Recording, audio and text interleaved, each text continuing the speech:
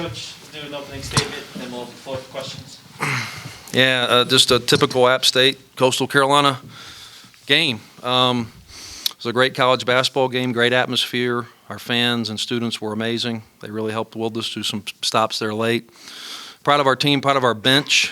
Everybody that played scored, and that was a big deal. And we just got great, tough stops down the stretch. Dustin, there at the end, kind of that last 10 seconds, I don't think you ever planned for this, but since you had them in your pocket, you guys used fouls very effectively to disrupt those possessions. You know, when you're in that situation and you're instructing guys to foul, there's a lot of things that can kind of go sideways on you. What do you guys tell the players to really focus on when you're trying to stop the clock that way? Yeah, so, I mean, that's one of our pillars. We're fourth in the country in fewest fouls.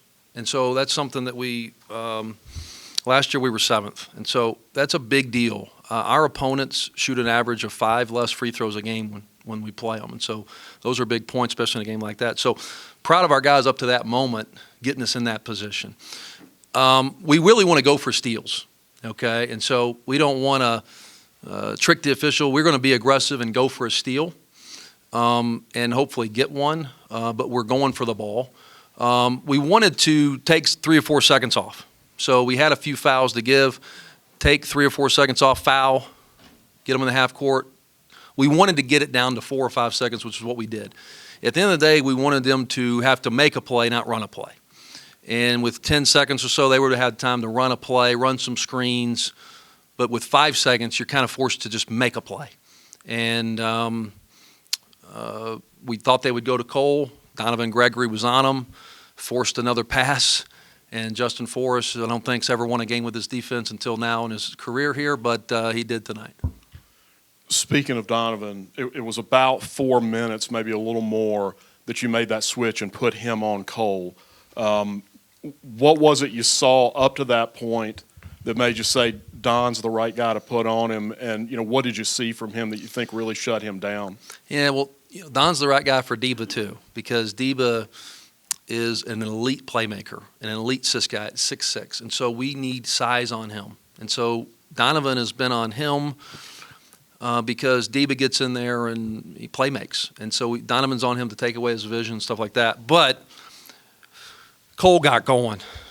Cole really got going, and so we switched and put him on Cole and put Delph on Deba. But those are some things we're going to have to figure out in the next 24 hours. In the first half, it was really, to your point, it was all Cole and Mustafa. They scored 24 of the 32. Second half, Cole keeps going. You guys more or less shut Mustafa down. He had 6 points on 6 shot attempts. What did you do in the second half, or what were they not doing that kind of eliminated his presence? Yeah, they've got 3 of the top 12 scorers in the league.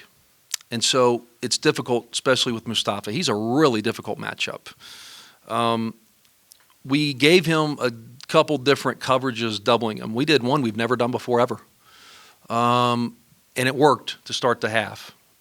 We went and doubled him off of the passer, and it worked. But we just tried to make him guess. We didn't stick with it, though. We did it one time. He's seen so many defenses and so many traps and all that stuff. You can see him in the first half. We finally doubled him, and then the next time he just threw it. He was expecting it, and so we wanted to just kind of keep him guessing, which I think we did. But at the end of the day, we tried to make him play in a crowd and just really, really shrink the floor when he got going. And I think we did that. I think that we just made it more difficult on him. I mean, he's a good player. He's so good at getting his own rebound and getting offensive rebounds. He's the leading rebounder in the league, and it's really not even close. That was a different lineup you had at the end of the game with Almonacci off the floor, Justin on. Again, you know, instinctively, what did you see that made you say, hey, this is the 5 I want to go with here at the end? Yeah, it's just something that we've talked about as a staff. You know, it's a feel thing. It was kind of just felt like Forrest was really defending pretty well. Maybe better than Almonacci. I just thought Almonacci was a tough matchup with his size, with Cole and Deba. Those guys are 6'5", 6'6". And so we just really felt like Forrest was the right guy down the stretch more than Mike. With this being kind of this weird week where you go home and home with these guys, what's your experience and maybe the trick to not going in looking exactly the same, but also not overthinking it and trying to change for change's sake? It's a great point. I really don't have the answer to you on that yet. It's a quick turnaround. It's a 2 o'clock game Saturday. It's a 5-hour bus ride. So we've got to leave in the morning. Now, we didn't play there last year. We've got a lot of guys that have never been in that gym. And so we've got to get in that gym and get down there. But we're going to watch the film right now, and we're going to take the same approach we did last year with those back-to-backs. What tweaks can we make? Certainly we're going to have to do some things on both sides of the ball. I'm sure they will too. And so we did it last year, but I'd much rather do it after a win for sure. Coach, Chris Manis, he hit those 2 big 3-pointers. What does that mean to his confidence and your confidence in him? Oh, I've got great confidence in him. He's a high-level shooter. Listen, they were playing a lot of zone the first half. They were going man after 3 passes. They were going man after a high post touch. And so we put him in there to bust the zone open. The only reason I took him out is they subbed and they had Cole, Deba, and Rudy Williams in. It's the only reason I took him out. I literally told him, I said, hey, it's a bad matchup for you right now defensively. He will get to that point down the road in his career where he's able to but those 3 high-level players. And so it's the only reason I took him out. I was planning on putting him back in. They never really played much zone the rest of the game. In the second half, they didn't play any zone. And going into this game, Adrian Delph was, I think, 6th in the country in minutes. And tonight he outplayed that with 37. What does that kind of mean to the team to know that you have some guy that you can depend on to play those minutes? Yeah.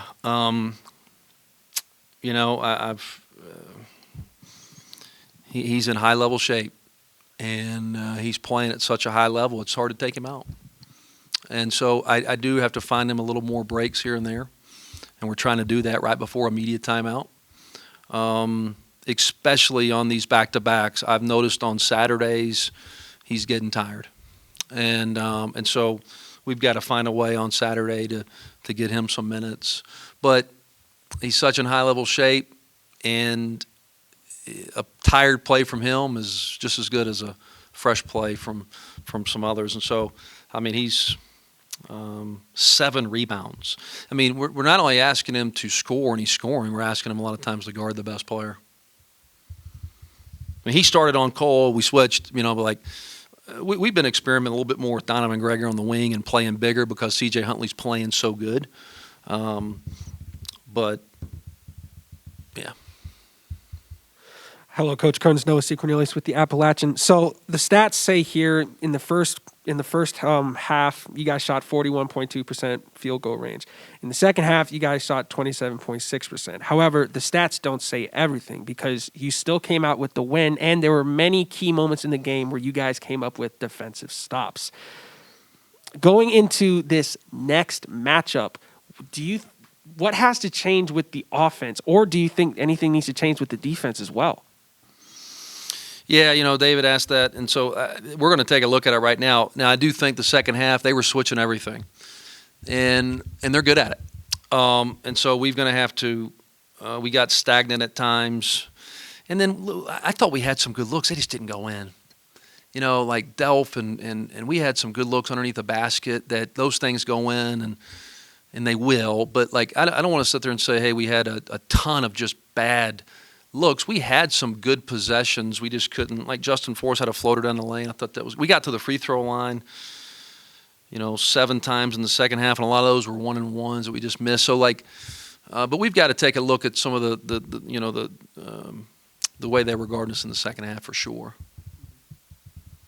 Now, I could be wrong about this, Coach Kerns, but after the game ended, I think it might have been you, but you have a lot of love for the App State student section. I think that was you who got on the mic and said thank you to the App State fans. If it's not, I apologize, but... That was me, yeah. Perfect. So what does it mean to have this turnout for this game, to have all these App State students supporting this team? Do you think it's huge? It was a difference maker. Our fans and our students, everybody. That was, a Thursday night 3,000 crowd. That's a weeknight game. That's they helped us get stops at the end. There ain't no question. The energy, it was a big difference. And so, whatever we got to keep doing to get them at games, because now more and more coming. I think they had fun, and that's what we've got to do, is have our games be a party and have it be an event. And I thought it was really, really good, and it was a big difference, win or lose. They hit a shot at their end, and we lose. They were huge, and they were a big difference. Thank you, Coach. Dustin, what did you see as far as Justin's play at the end of the game? Was that just an anticipation thing, or was he just in the right place at the right time? Describe what happened at the end there. They went ISO with Cole. If Justin's not in good position, then Cole probably gets downhill and gets to the basket. So Justin was in help position, forced another pass, and then got to an unbelievable effect and blocked the shot. I don't know if I've ever seen him do that in practice or games. And so now he screwed up, because now he proved he can do it. But you know what? His experience, I just trusted his experience. He's been practicing better. He's obviously, his statistics are not what they normally are, but like his attitude's been the best it's ever been. And so like he's just in a long rut here. And so he got a couple threes down. But he impacted the game in other ways, and that's why we told him, hey, listen, when your shot's not falling, COVID set him back. Without quite, from a conditioning standpoint, he's just kind of a step slow. But he'll games like tonight will help him get working back, right? And so, credit Justin Forrest. He made the right play. If he was hugged up, Vince Cole would have gotten all the way to the basket. He was in great defensive position, forced another pass. We talk about it when a guy puts two hands on the ball, you're recovering back, and incredible effect on the shot is what we call it, and got a piece of it. And who knows, the thing might have went in, but Justin Forrest got the defensive play of the game. He was 2 for 11 in shooting tonight, but yet, like you say, he found a way to contribute very significantly to the win. He almost had a steal. From my angle, it looked like he did have a steal on that first of the two fouls in the last sequence. Well, that's what we talk about. I think David asked. Like we going for steals. Yes, we're wanting to foul, but we're just not going to go up and foul somebody. Like, let's be aggressive and go for a steal. And there was a game last year when we were trying to do that. We got a steal, and we probably fouled, but they didn't call it, and the game was over. And so, yeah, I don't know, but he impacted the game. I feel confident in him that he will continue to get in the rhythm, scoring the ball. Like he's capable of. And that's probably been the big difference in us this season, is our Justin Forrest, 6 points a game versus a normal 13, 14 is a big difference. And so, but we're doing all we can to help him get out of it. And you know what? So is he.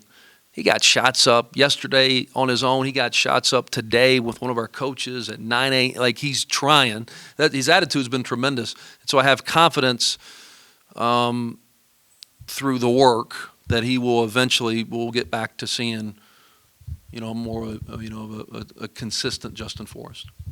Why do you think the game turned in the second half to basically isolation offense? They're switching everything. Teams. They were switching everything. Mm-hmm. And so they were switching it, keeping it in front.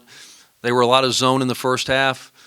And then they went to switching, keeping us in front. And we don't, have a elite personnel with just getting by guys, right? And so we've got to create space for that. And so that's something we're going to have to really dig into tonight and figure something out.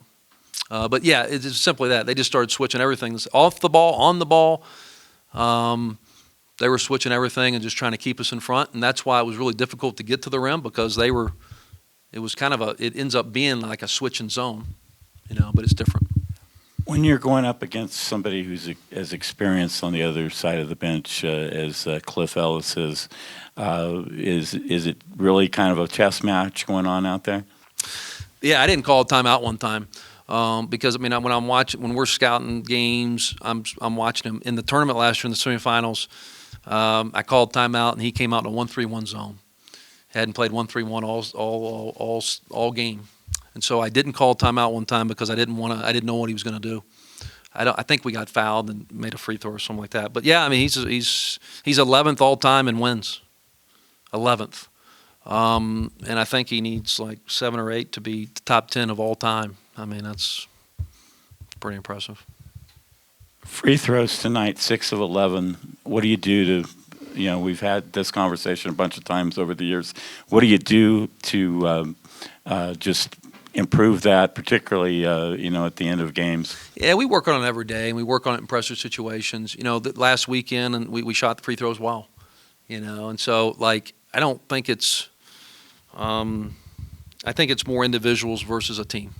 Last week at Sullivan, we were 17 for 19, I think, and so that's a pretty high percentage. But I think it's more of an individual thing versus a.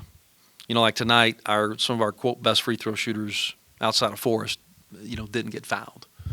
Delph didn't get to the line. He's 86% or something. So some of it was just personnel based.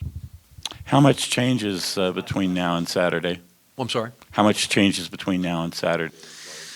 Adjustments you guys might make. We're gonna, I don't really know yet. We're gonna watch it right now, but I think we've got to certainly do some stuff. Yeah, I think. Like David said, it's a fine line of not doing too much and not overdoing it. But last year with this stuff, we kind of did 3 things, and so we'll take a look at it. I definitely anticipate a few changes. Thank you. Go Mountaineers, take the stairs.